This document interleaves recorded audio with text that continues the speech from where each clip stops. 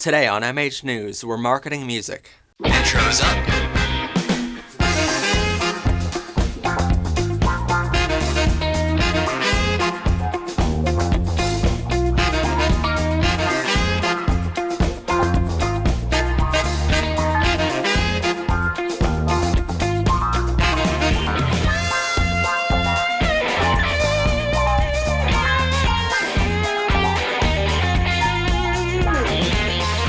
Ready, camera one in 3, 2, 1. Welcome to MH News VLAMP, video, lighting, audio, music, and photography, everyone. I'm your host, Matt Haslam. Let me be the first to welcome you to Season 3 of the show here at MH News. This season, we're going to cover a wide range of topics.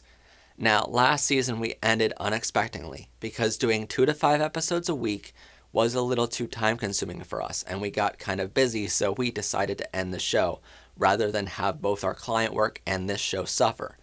So this season, we're planning on selecting one topic per month to cover, and each Saturday cover a different lesson within that topic. This first month, we're going to cover marketing music, but from here on out, we're going to need your suggestions. So if there's something in the video, music, photography, or live event fields that you need some advice on, let us know in the comments below or post your questions to our Facebook page using the link in the description below. And while you're there, give us a like. Now, like I said, this month we're covering marketing music because many people asked us last season and keep asking us to cover this topic. So grab a notepad and get ready. We've also added a downloadable PDF version of the entire script for this month's topic on the blog post, which is linked in the description below, for you to follow along and fill out sort of like a workbook. In this topic, we're going to explain some ways you can overcome some issues which set realistic nightmares for most professional musicians, or those looking at being professional one day soon.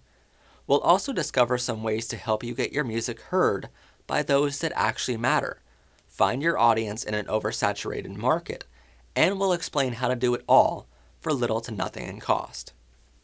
Step 1. Know who you are and who you are marketing to.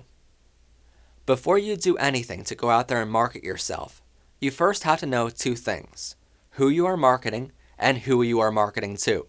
It sounds pretty simple, but it's a little more complex than just saying, for example, that you're a country musician and you want to find country music fans. All throughout this episode and this lesson, we're going to use the example of my career, as it will offer us the most realistic numbers and terms. So, who am I? Well, I'm a country music singer-songwriter. My music is similar to that of Josh Turner, Scotty McCreery, and Charlie Warsham. Well, there you go. We've already expanded from our original description, and now we know that I don't just sing, but I write songs as well. Every music genre also has many different types within it, so we also know 3 artists I sound most alike. So I suggest coming up with at least 3 major artists you sound most alike. If you're an impressionist singer, maybe choose 3 artists you do the best, and so on. So who am I after?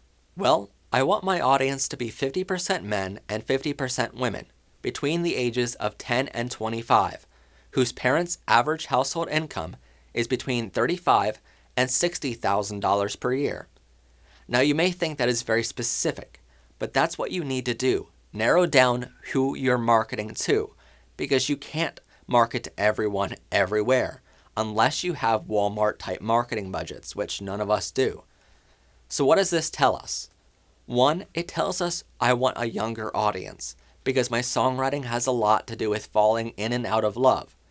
It doesn't hurt that the teenage girl demographic is the highest profitable market to enter in, because they have their parents' money to spend, and they spend lots of that money on love songs and music. Hence why artists like Taylor Swift are so successful. 2, this tells us that I want the parents to have some disposable income, which means they don't mind spending a little more on a concert ticket or an album. Now that answers who I am and who I'm after. But what about you?